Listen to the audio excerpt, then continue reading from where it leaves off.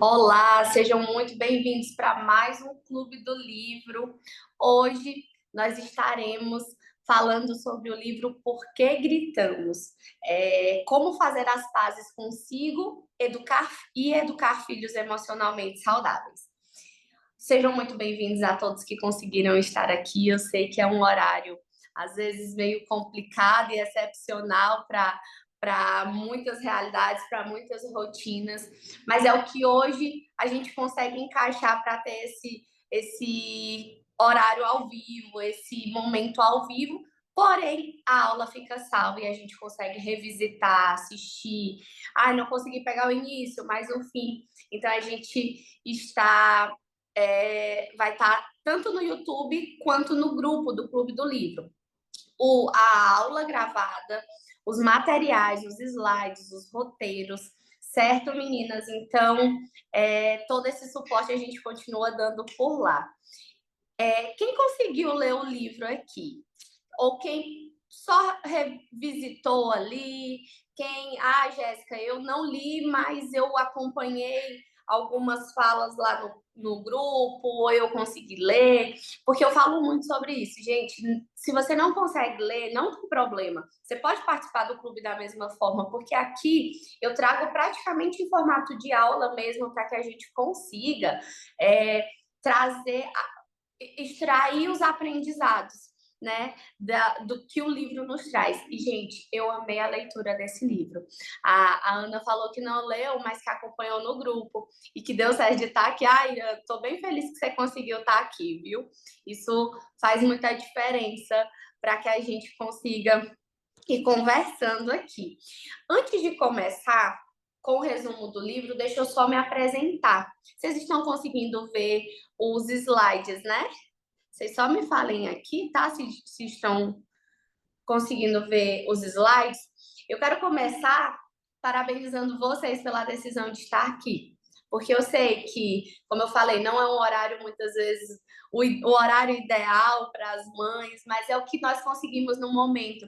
E se tem uma coisa que nós, mães, sabemos fazer, é dar um jeito nas coisas, né? É nos adaptar e fazer o que tem que ser feito com o que nós temos. Então, parabéns pela decisão de estarem aqui, parabéns pela decisão de estarem abertas a aprender com esses conteúdos.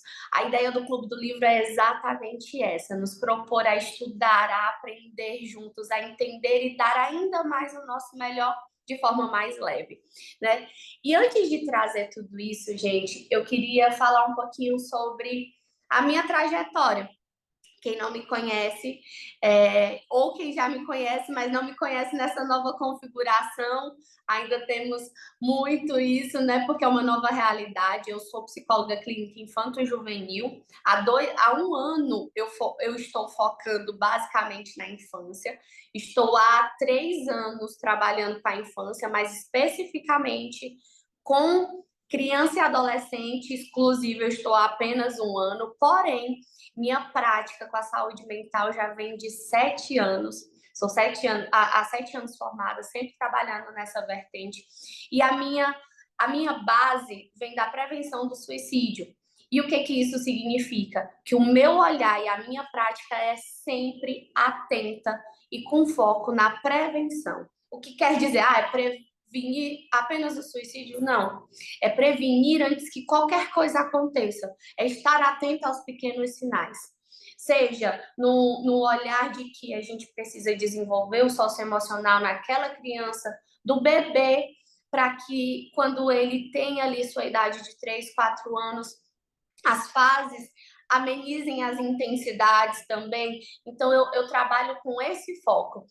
Porque, assim, gente, eu acredito que a chave para uma vida emocionalmente saudável começa na infância. Porque a infância é o chão que a gente pisa a vida inteira. E através da psicoeducação das emoções é que a gente consegue fazer esse movimento. Então, por isso que o Clube do Livro surgiu de uma necessidade, um desejo de que todos nós aprendamos juntos, de que todos nós aprendamos, possa pegar esses livros. Tem tanto livro legal, né, gente? A gente já está aí a ponto de escolher nosso próximo livro do próximo mês, mas que tem muita coisa legal. Eu sou idealizadora da Clínica Desenvolver, que nós estamos no mês de inauguração. É um sonho realizado, porque aqui nós vamos ter práticas muito diferentes. Mas depois eu falo sobre isso. Vamos para o nosso livro. Eu adorei o nosso livro, Porque Gritamos, porque ele é um livro que ele mistura um relato pessoal com psicologia, com análise social, com acolhimento. É um livro extremamente acolhedor, que fala das nossas maiores dores, fraquezas, mas que traz principalmente tudo isso com muito acolhimento e não julgamento, que é aquilo que nós mães mais precisamos e mais buscamos muitas vezes, né? A escritora é uma psicóloga, inclusive, e ela parte da própria experiência dela de maternidade. Então, quando a gente sabe que é uma mãe que está falando, essa mãe consegue passar de fato aquilo que a gente também vivencia. Então, a gente consegue se enxergar. Em muitos momentos eu me enxerguei nessa leitura, se não na maioria deles. E, assim, ela traz que a maternidade, o grito, não como um fracasso, né? Para a gente olhar para o porquê de fato nós gritamos, o que tem por trás desse grito. E que muitas vezes, em todas elas basicamente, é um pedido de socorro. E um sintoma de sobrecarga, porque quando eu já estou no nível que tudo eu grito, é porque provavelmente eu estou muito sobrecarregada. Pode haver aí um isolamento materno, tem todo um contexto de padrões herdados ali da minha família, do modelo parental que eu estou inserida, que eu fui inserida. E uma coisa que a gente percebe muito é que o livro ele não busca ensinar como a gente parar de gritar, né? Mas ele convida a gente a compreender por que nós gritamos, para que então, a partir disso, a gente possa criar novos caminhos possíveis para essa transformação. Então, é por isso que eu gostei muito da didática. E antes da gente passar para o primeiro capítulo, que é o grito... Ai, peraí, deixa eu quitar as coisas aqui na tela. O grito como pico de exaustão, eu quero trazer algumas falas que eu grifei aqui no livro, que eu gostaria de convidar vocês a falar sobre isso. Às vezes, esse momento aqui acaba que eu trago em formato de aula, tá, gente? Para que mais informações, vocês vêm aqui em busca de muita informação, né? Mas, a qualquer momento que vocês quiserem falar, vocês podem ou usar a ferramenta de levantar a mão aqui no Zoom, ou de ligar o microfone e pedir, Jéssica, tá? Podem me interromper a qualquer momento. Então, vamos lá. Gente, aqui, bem no iniciozinho, ela fala que nós aprendemos que os sentimentos, eles se classificam entre bons e ruins, né? Que quando nós éramos criança, muitas vezes, o adulto mais próximo, ele minimizava a nossa dor e dizia que a gente não deveria sentir o que estava sentindo. Por exemplo, se não parar de chorar, eu não vou te dar o brinquedo. Era sempre uma moeda de troca, ou seja, eu preciso negar, esconder e tirar minha emoção porque está errado. Eu não posso externar o que eu sinto porque está errado, né? Só que quantas vezes isso gerou um comportamento da gente repetir para a gente mesmo de que hoje na vida adulta de que eu não devo chorar, minha dor, tá sentindo isso é ridículo, eu tô sendo ridícula, eu tô sendo boba, ou tentar negar e fingir que nada tá acontecendo daquele sentimento. Não, peraí, tenho que respirar e seguir. Eu não tenho tempo para isso, eu não quero entrar em contato com isso é uma besteira. Sentir o que eu sinto, se eu estou assim, é uma besteira. E aí, quando a gente faz esse movimento, ao invés de a gente ter um bem-estar emocional, a gente não se sente melhor, não resolve. Então, ela inicia trazendo essa reflexão de que quantas vezes a gente ficou triste por estar triste. Quantas vezes nós aprendemos que sentir, que mostrar, que demonstrar é fraqueza e que os sentimentos ditos ruins, eles não deveriam existir. E aí, por consequência, nós passamos a vida inteira brigando com eles. Até hoje, a gente sente ou a gente nega, vai para o celular para esquecer, ou a gente muda o foco, ou a gente finge que nada está acontecendo, mas a garganta está aqui cheia de nó, o coração está apertado. Então, nós nos acostumamos tanto a ter os nossos sentimentos ridicularizados e menosprezados pelos nossos cuidadores, que nós seguimos falando com a voz deles. Isso é forte, né? E eu achei isso, assim, muito real. Os sentimentos ruins, muitas vezes, eram falados que não deveriam existir. Só que eu tô aqui para dizer para vocês, para reforçar o que a nossa autora falou, que nós só aprendemos a lidar com o que aceitamos que existe. A gente só consegue lidar com o problema se a gente aceita que ele está ali. Se eu nego, se eu fujo, não diminui ele, não resolve. Mas se eu olho para ele, se eu de fato sinto, libero, aí sim eu estou resolvendo, eu estou lidando com ele. E aí, gente, nós crescemos ouvindo que a nossa voz interna não sabe de nada. Nós aprendemos que os sentimentos, eles não são confiáveis. Sabe aquela coisa de que os adultos sempre sabem o que eu quero? Por exemplo, quando uma criança fala assim, mãe, tô com fome. Aí a criança acabou de comer. O que que a gente fala? Mas você acabou de comer, você não tá com fome. Gente, como que é o seu limiar de fome dessa criança? Tá certo que existem situações, sim, mas eu estou falando do que está por trás disso, do excesso disso. Por exemplo, quando a criança às vezes fala, eu odeio a vovó, eu não gosto da vovó. Aí o que que a gente faz? Você não odeia a vovó, você não você ama a vovó. Que coisa feia, que ingratidão você dizer isso.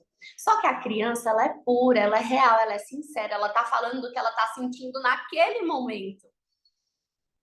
Só que aí a gente vem com todo o nosso repertório de isso é errado, isso é feio, isso é ser mal educado. E a gente acaba tirando da criança essa possibilidade de externar essa voz interna, de estar atento ao que sente, de externar o que sente, de resolver o que sente. A gente acaba sem perceber seguindo o mesmo fluxo. Então, quando a gente era criança, a gente confiava plenamente no que os adultos diziam pra gente. Não era assim? Os nossos adultos de referência. O que as pessoas diziam sobre quem nós somos, sobre quem eles eram e como era o mundo, como eram as verdades absolutas. E aí, gente, nessa fase tão estruturante que é a infância, nós escutamos dos adultos que eles sabem mais sobre nós do que nós mesmos. E nós acreditamos nisso. Quantas vezes na vida adulta nós nos colocamos em situações que nos provocam dor, sofrimento, negando todas as vozes internas que nos dizem que aquela não é uma boa opção? Quantas vezes nós anulamos o nosso próprio querer e saber, buscando no outro a resposta para o que a gente devia agir? Quantas vezes nós terceirizamos a responsabilidade sobre as nossas decisões como se a gente não soubesse escolher? Quantas vezes fica subentendido nos nossos gestos e falas que nós não nos consideramos confiáveis? Então, a gente aprendeu que os sentimentos são sinônimos de fraqueza e descontrole. A gente não aprendeu o que fazer com a raiva. Sabe o filme da Frozen? Ela traz no livro o exemplo do filme da Frozen, que é igual é muito parecido com o filme da Frozen, quando a Elsa, que tem o poder, o que que ela foi ensinada? A encobrir e não sentir, né?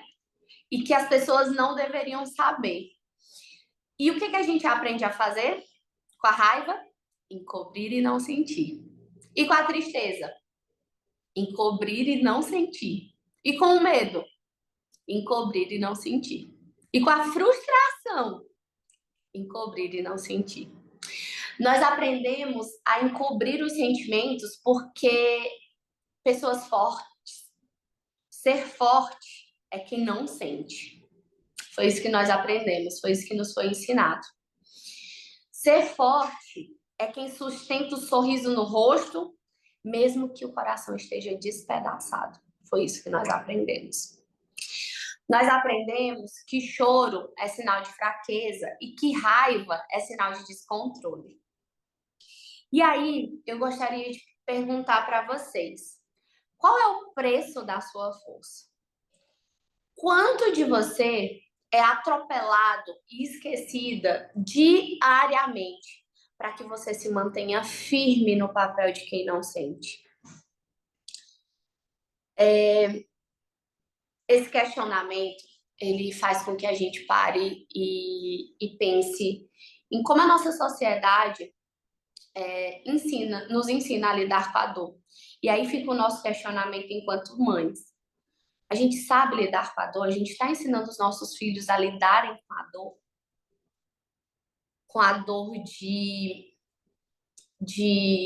do que ela sente naquele momento, de externar, aliviar, e ali foi resolvido. Quando a gente leu no Clube do Livro, foi o nosso primeiro livro, O Cérebro da Criança.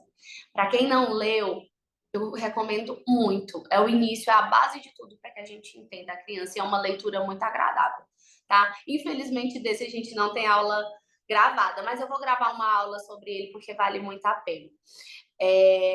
A gente entendeu que a criança está com o cérebro em maturação.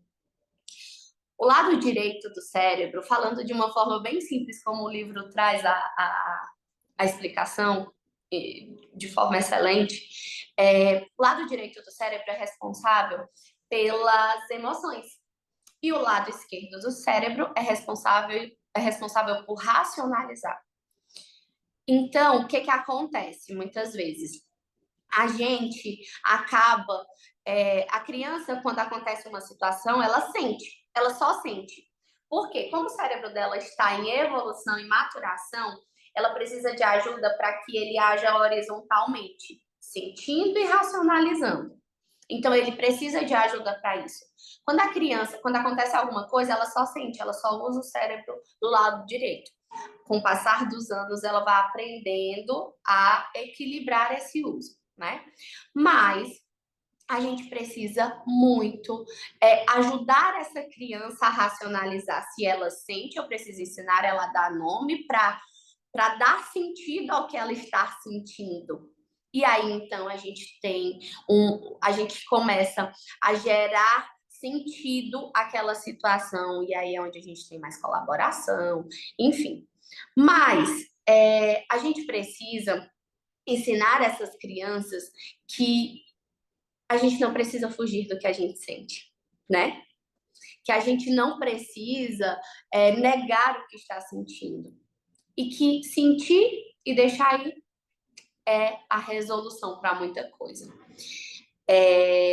Tem um ponto que ela traz aqui sobre a gente aprender que os sentimentos nos fazem menos merecedores de amor, carinho e respeito. Eu tô olhando aqui pro lado, gente, porque eu grifei no livro e aí eu tô acompanhando para trazer para vocês de uma ordem sequencial lógica, tá? Muitas vezes nós aprendemos que os sentimentos eles nos fazem menos merecedores de amor, carinho e respeito. Por exemplo, com uma fala de não posso demonstrar o que eu sinto, porque senão ninguém vai gostar de mim. Se eu demonstrar que eu tô com raiva, se eu demonstrar que eu não gosto disso, a tal pessoa não vai gostar de mim. E isso era uma conclusão fácil que a gente tirava. E a gente precisa concluir, assim, acreditar e buscar nessa nossa prática educacional e parental, que a gente precisa ensinar essa criança a também se colocar. E que isso não significa estar sendo permissivo. Isso significa que eu estou ensinando essa criança que ela pode negociar. Eu estou ensinando esse adulto a ser um adulto que não coloca o outro sempre como prioridade antes dele, a olhar para si, a se colocar, a se impor, a colocar o que pensa. E existe uma linha muito tênue entre acolhimento e permissividade. Isso tem uma diferença assim gigantesca, que às vezes nós pais acreditamos que acolher a criança no momento, por exemplo, da birra, é estar sendo permissivo. E não, gente, eu só estou ajudando ela a assimilar o que está acontecendo na cabecinha dela. Para que então depois essa criança esteja aberta a um comando e eu redirecionar o que aconteceu. Então, acolher o sentimento é entender que nós somos os adultos da relação e que é nosso dever ensinar as crianças o que elas estão sentindo. E que isso é inevitável, né? Até no livro Educação Não Violenta, ela fala de formas saudáveis sobre amorosas e assertivas para resolver isso. Mas, gente, as consequências, ela traz um tópico sobre as consequências desse aprendizado. E aí, ela fala que nunca foi nos ensinado, nunca foi prioridade nos ensinar o que são frustração, o que é tristeza, o que é angústia. A gente só sentia e nem sabia. Até hoje a gente confunde emoção, às vezes a gente confunde raiva com tristeza. Então, nós muitas vezes nos entorpecemos. E o que significa nos entorpecer? Quando a gente está irritado, quando a gente está chateado, frustrado, triste ou com raiva, a gente faz o quê? A gente chega em casa, eu não quero pensar. Então eu passo horas nas redes sociais, rolando feed, para não pensar no meu dia, porque eu preciso me distrair. Ou eu compenso na bebida, ou na comida, ou assistir a Netflix até aquela mensagem de tipo, você ainda está aí? Apareça. Então, o que acontece? Vale qualquer coisa para não experimentar da dor, do desconforto, da frustração, porque a gente foge disso. A gente foge dessa conexão com nós mesmos. A gente busca anestesia diária. Então, como a criança, é como se a gente seguisse na vida adulta como a criança que se vê ameaçada por um ser com 2 ou 3 vezes o maior tamanho, que somos nós adultos. É como se a gente tivesse assustado e encolhida, a nossa criança tivesse ali assustada e encolhida, mas ainda conduzindo.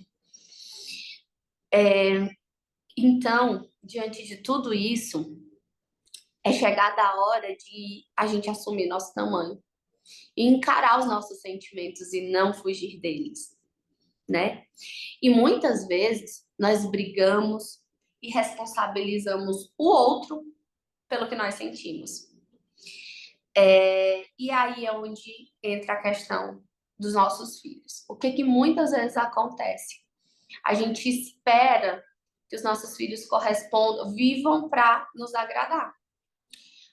E às vezes a gente traz falas de, não faz assim que a mamãe fica triste. Assim o papai chora. Eu tô decepcionada com você. E aí é o momento em que a gente precisa alinhar as expectativas. Por quê? Os nossos filhos não nasceram para nos fazer felizes. Assim como nós não nascemos para fazer os nossos pais felizes. Respeito, valores, consideração é uma coisa. Mas não é nossa responsabilidade. Não é responsabilidade dos nossos filhos nos fazerem felizes. Só que eu preciso lembrar que nós podemos contribuir para o bem-estar uns dos outros, mas cada um é responsável por cuidar do que lhe faz bem, porque só eu sei o que me faz bem. Só a Márcia sabe o que faz bem para ela. Só a Ana Luísa sabe o que faz bem para ela.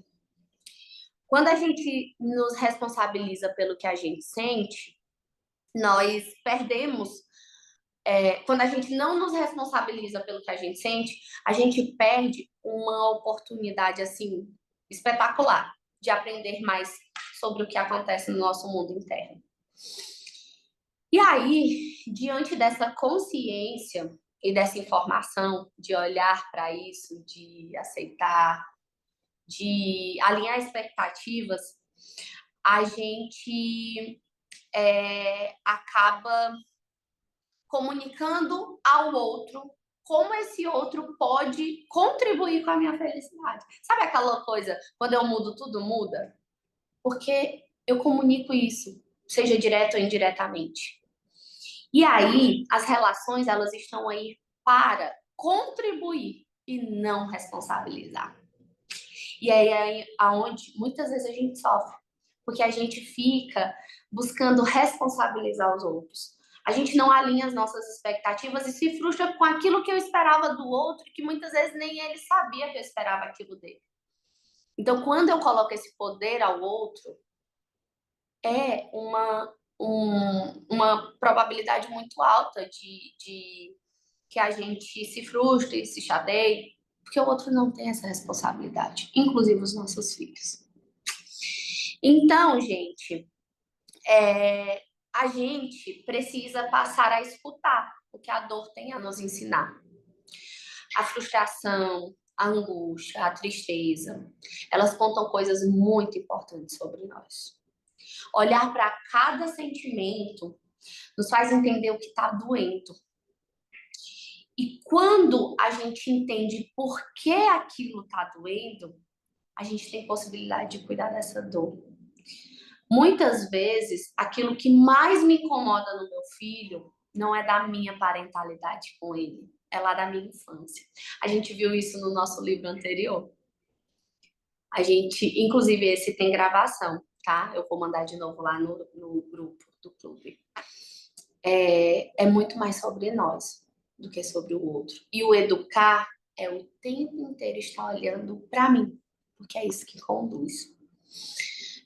E aí, para a gente dar continuidade aos outros processos do gritar, eu quero só encerrar essa primeira etapa falando sobre o poder do choro.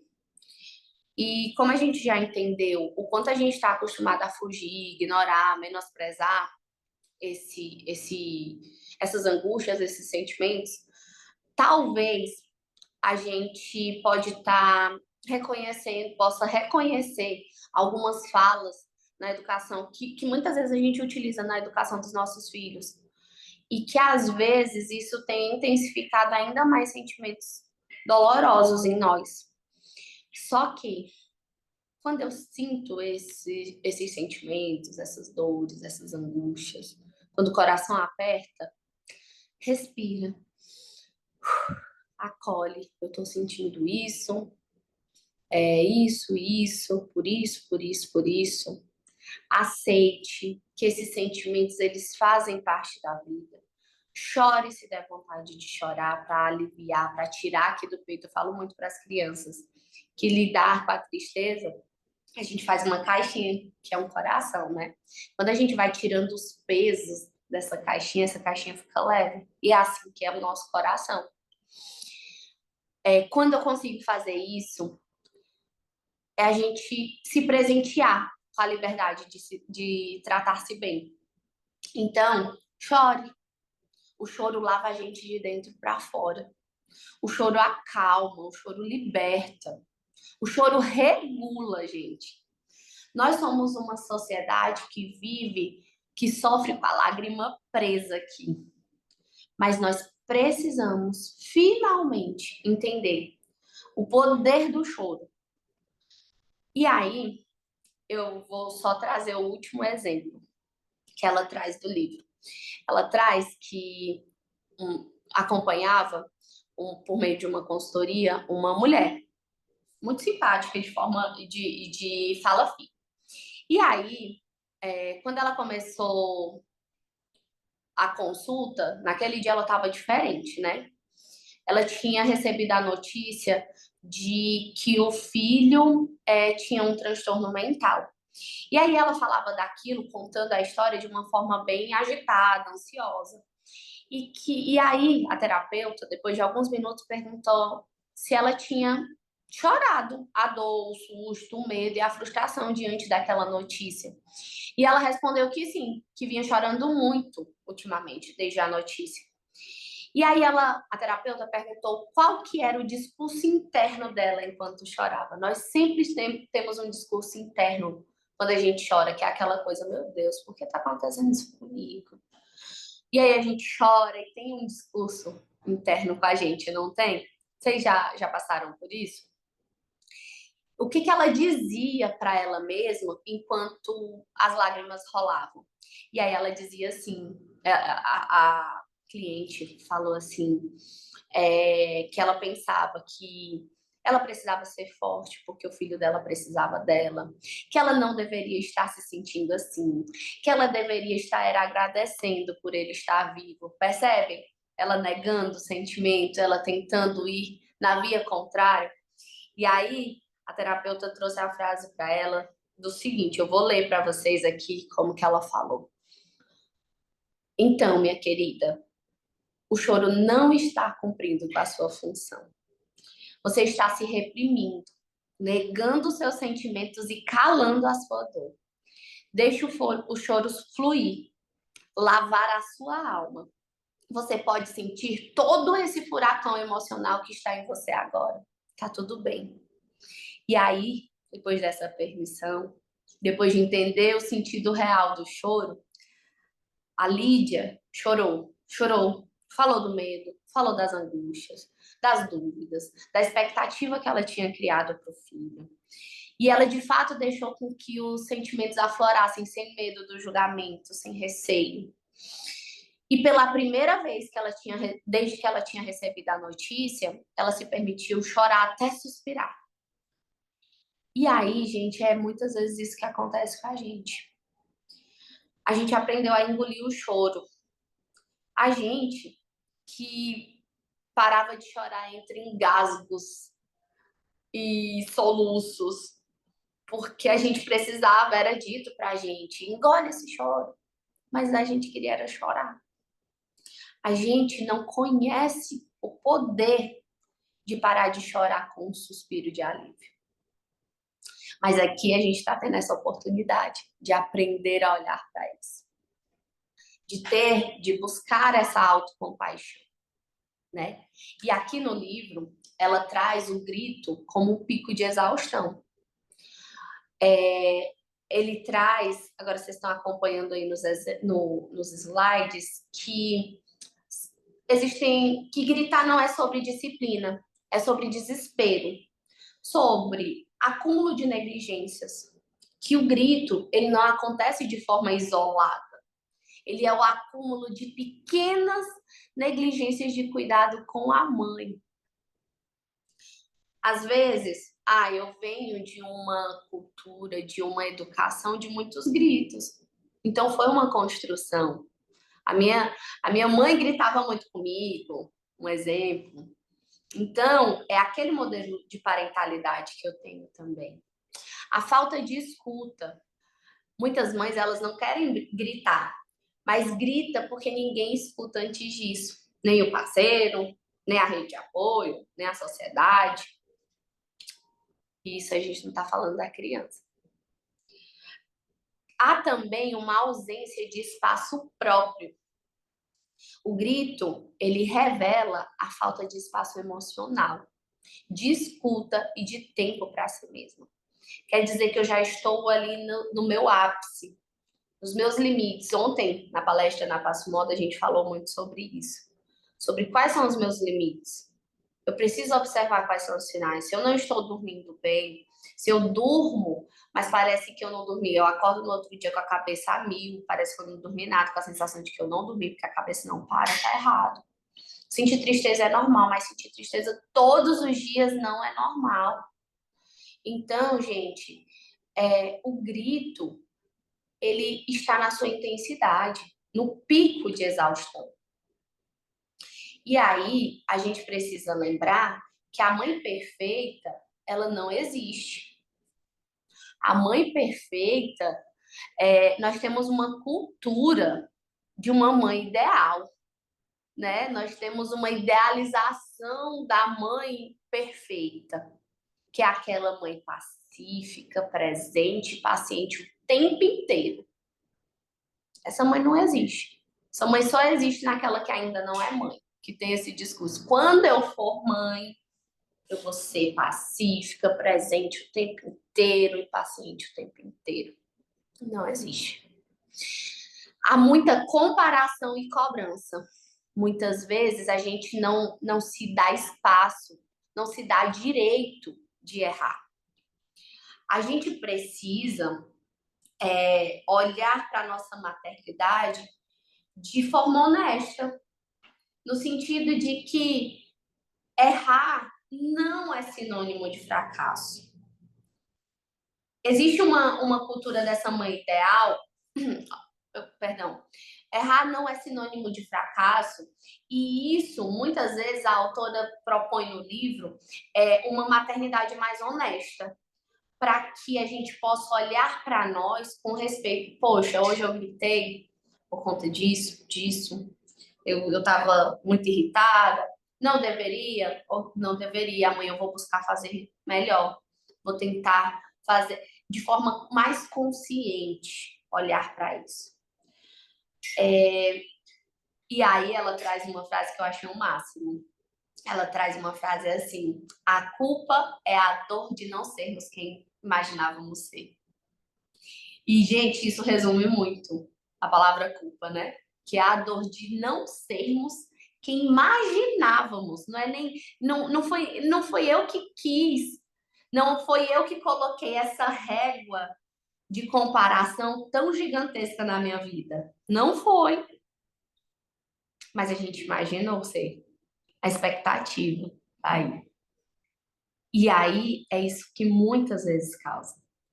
Eu preciso lembrar que existe todo um processo por trás da maternidade. Existe uma herança emocional aí, não é mesmo? E uma roda em que a gente consegue. Deixa eu só tirar esse coisa que tem bem aqui, gente, que tá me incomodando. Mas não saiu. Essa linha verde. A gente precisa entender que existe um ciclo nesse processo de repetição. Nós repetimos as frases que nós ouvimos da infância, que nós ouvimos dos nossos pais, de questões parentais mesmo. Existe um eco interno, o grito como eco da criança ferida dentro de nós. A nossa criança ferida, ela acaba ficando em evidência, e aí eu acabo repassando isso para outras gerações, para os meus filhos, reproduzindo esse mesmo comportamento, algo meu. E existe também o processo de aprendizado, porque a gente grita muitas vezes porque a gente aprendeu que era assim. Foi assim, a minha mãe era assim, a minha pessoa de referência era assim, porque às vezes nem todo mundo foi criado pela mãe. Então, é o modelo de ser mãe que eu conheço. Então, gente, a gente precisa lembrar que a criança que fomos ainda chora dentro da mãe que nós somos. Então, boa parte das coisas que nos incomodam, que nos doem, que mais mexe com a gente no comportamento do nosso filho, é importante olhar para isso. O que tem por trás disso? Opa! E aí, gente, nós gritamos com quem não pode responder. Existe algo que eu, como psicóloga, e que todos nós sabemos, nós mães sabemos disso, e isso é o que muitas vezes nos gera o sentimento de pesar, de dor, de culpa, é quando a gente olha para essa vulnerabilidade da criança, né? A criança, ela pode ser vulnerável, independente. por ser, não é ela que ela pode ser, ela por ser vulnerável e independente, é como aí ela acaba se tornando o alvo do grito. É como se a gente se permitisse por uma questão de hierarquia. Quantas vezes nós descontamos a nossa chateação e irritabilidade do dia nos nossos filhos? E, nossa, eles são o maior amor da nossa vida. Essa conta não fecha, né? Então, gente, existe também um processo de assimetria relacional. Isso revela a assimetria da relação. Como está essa relação? Mas é um convite a olhar também para a urgência de reconhecer o que está por trás dessa reação. De olhar para a reação que você tem, o que está por trás da sua reação e que está impactando na sua relação com o seu filho. A gente precisa buscar essa assimetria. E que há também, dentro desse processo, uma exposição de dores. A maternidade, ela expõe as nossas dores mais antigas. E, muitas vezes, alguns desequilíbrios atuais, como relacionais, conjugais, sociais. Quando eu tenho os meus conflitos no trabalho, com o marido, com uma amiga, e aí a gente acaba respingando nos nossos filhos. Nós gritamos com os nossos filhos porque não podemos gritar com os nossos pais, os nossos chefes, sabe? É como se a gente se desse o direito disso. E aí, existe um processo de solidão dessa mãe. Há uma idealização de que a mãe ela é super poderosa, que ela é suficiente sozinha. E nós compramos essa ideia. E que por isso, muitas vezes, a gente não busca ajuda, porque aí eu não estou sendo forte. Há também por trás disso uma ausência de suporte institucional. As políticas públicas que pouquíssimo se fala sobre isso. Há também uma falta de apoio emocional, de redes de sustentação, de práticas coletivas, a carência assim daquele cuidado compartilhado. Nós sabemos que quando a gente encontra outras mães é muito legal porque a gente gera uma conversa ali. Você pode não conhecer, mas gera uma conversa muito muito legal. Mas nós temos por trás toda uma problematização. Então, a gente precisa olhar para essa solidão da mãe. E como que a gente olha para isso? A partir do pressuposto de uma autorregulação emocional. Como, Jéssica, que eu faço isso? Jéssica, não, que aqui está sendo a base da nossa autora, né? Com um olhar compassivo. Ela traz esses 3 pontos como pontapé para essa autorregulação emocional, que eu passe a gritar menos, depois de entender o porquê nós gritamos. Um olhar compassivo para nós mesmos. Que o primeiro passo para mudar é olhar para a gente com compaixão. Tipo, não foi do nada, não é do nada, foi uma construção, tem sido uma construção, mas eu preciso olhar para a raiz disso, para o contexto. Eu preciso reconhecer que gritar é humano, mas que é preciso desenvolver recursos para se regular antes de chegar nesse ponto. Gente, a consciência, o fato de vocês estarem aqui ouvindo isso, algo vai ficar. E no próximo grito que vocês derem, ou no limite que vocês chegarem, vocês vão lembrar de algo. Vocês vão lembrar de olhar para, nossa, como que foi o meu dia de fato hoje, foi puxado. Por isso que acabou que eu perdi o controle. Mas na próxima vez que me vier essa sensação, a gente vai se sentir, se perceber, se reconhecer, para que na próxima oportunidade eu faça diferente. E a Isabela, ela propõe algumas ferramentas práticas, como a pausa, a respiração, a gente nomear essa emoção, um afastamento tático, no sentido de, se eu for ali agora eu vou gritar, então deixa eu ir aqui na sala, A criança está no quarto, está em segurança, então 1 minuto. E essa reconexão posterior. Então eu preciso sim, às vezes me afastar para evitar esse comportamento, pausa, respira. Nossa, eu me estressei muito com isso. Muitas vezes eu faço isso com a minha filha, quando eu tô assim, principalmente à noite, que a gente já chega mais cansado. E eu já falei uma, eu já falei duas, eu já falei três. E aí eu vou lá e falo. Aí eu começo a respirar. Quando eu começo a respirar, ela já sabe que eu tô irritada. Porque esse já é um movimento que eu faço há um tempo. Eu começo. Para me regular, principalmente, mas para que ela também veja. Que é assim que a gente se regula. Então eu começo.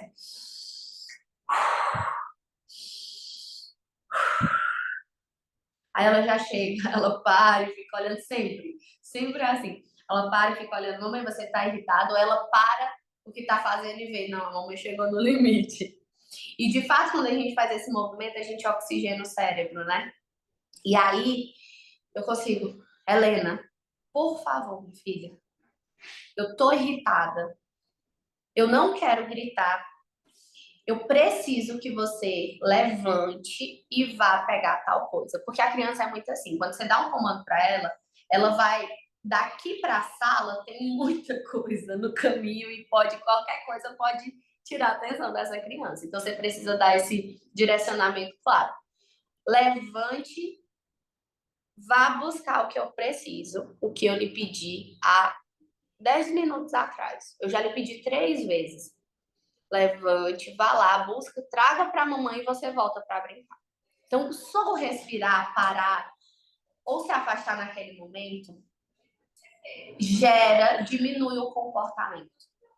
Então, gente, o silêncio ele também pode ser cuidado com seu filho. E recuar também pode e é muitas vezes um gesto de amor. Olhem e lembrem disso. E aí existe o processo de reparar aquilo que nós fizemos, que quando nós gritamos, quando nós passamos do limite. Ela traz o caminho do reencontro. Ela traz esse caminho além da culpa. Gritou, a resposta não é aquela culpa interna, aquela culpabilização interna, mas e sim o reparo relacional, o de meu filho, a mamãe gritou, me desculpa, a mamãe gritou. Eu vou me esforçar para que isso não aconteça de novo e eu preciso que você me ajude. A mamãe já tinha pedido 3 vezes. Eu preciso que você, quando a mamãe peça, você levante, vai, pegue e aí você volta para brincar. Se você não consegue, se você não lembra, pede ajuda. Então, você reparar com a sua criança a situação que acabou de acontecer, gente, não é vergonha. Pelo contrário, você está ensinando que essa criança ela pode errar, como se lida com os erros.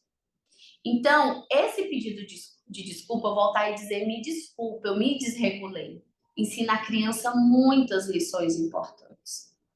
Ela ensina para ela que emoções são humanas, que acontece, e que tem o que fazer com elas, que erros podem ser reparados e que essa criança ela é digna de afeto mesmo depois do conflito. A gente tem medo, muitas vezes a gente ficava com medo dos nossos pais não nos amarem, porque brigaram com a gente, porque eles, eu fiz tal coisa, então meu pai não vai me amar mais.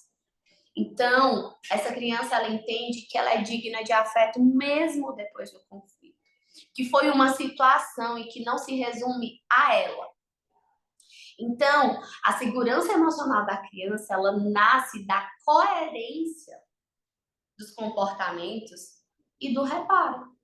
O que é essa coerência nos comportamentos? É de minha mãe, ela se desregula, mas ela também faz um movimento de aceitar o que sente, de verbalizar, de buscar reparar o erro, mas também de buscar evitar que esse erro aconteça de novo. Então, essa coerência é importante. E é importante que a gente busque ajuda, escuta e cuidado, ser ouvida. A mãe, ela também precisa ser cuidada, ser ouvida, ser vista. A gente precisa também permitir. Às vezes tem uma amiga próxima que consegue que fala, ah, amiga, se precisar, vamos conversar, vamos marcar um café, então se permita. O autocuidado, ele não pode ser mais um peso, uma tarefa, mas ele tem e pode e deve ser um compromisso possível. Às vezes, numa pausa, enquanto a criança dorme, um cafezinho, 5 minutos que eu sentei, enquanto a criança dorme para tomar o meu café, no silêncio, na correria, as coisas de casa podem esperar, tem coisas que pode esperar. Às vezes você só precisa parar um minuto. A gente precisa de redes de apoio verdadeiras e espaços de escuta entre mães. Hoje nós criamos aqui na clínica um grupo terapêutico de mães que acontece quinzenalmente às quartas-feiras. E é um grupo, gente, muito interessante, com um valor mais acessível que a terapia, por ser em grupo, mas que tem uma eficácia tão equivalente quanto. Porque é de uma entrega, você está ali cercada de pessoas que entendem o que você fala, você se sente acolhida, você se sente ouvida, tem a profissional, a psicóloga que media isso, para ir te direcionando, para ir pontuando algumas coisas, gera uma sensação de alívio. Então, se vocês quiserem mais informações sobre isso, entrem em contato no WhatsApp da clínica, às quartas-feiras. Inclusive, acredito que semana que vem nós temos façam um encontro experimental.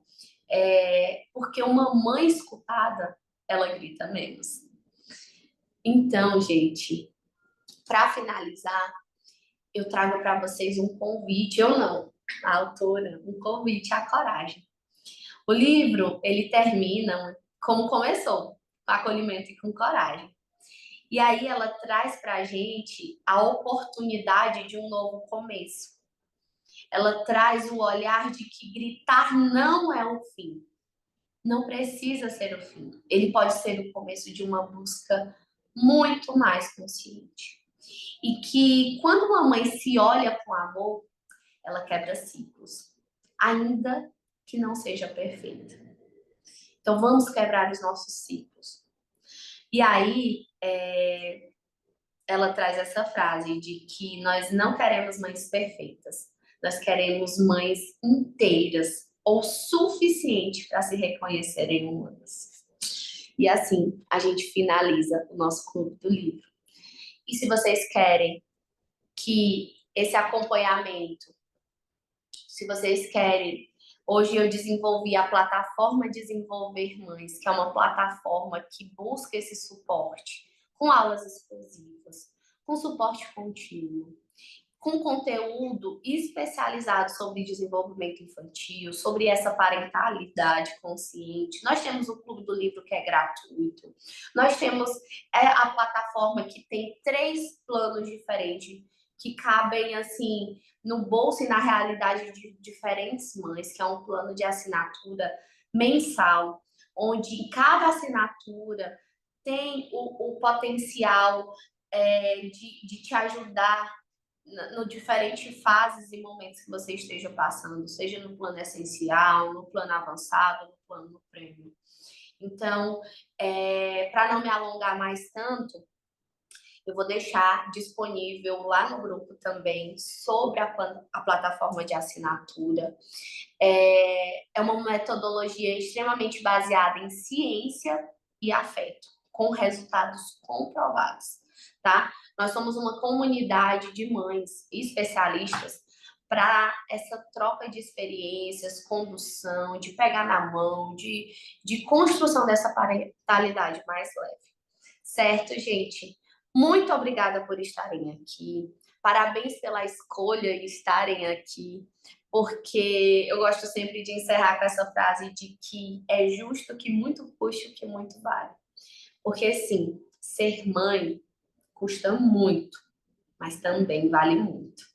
E agora eu quero abrir para as perguntas, para colocações, se vocês querem falar algo sobre o que mais tocou. Eu vou só encerrar a gravação para que a gente tenha esse tempo de falar sobre as dúvidas de vocês. Muito obrigada por assistirem até aqui e até o nosso próximo encontro do Clube do Livro.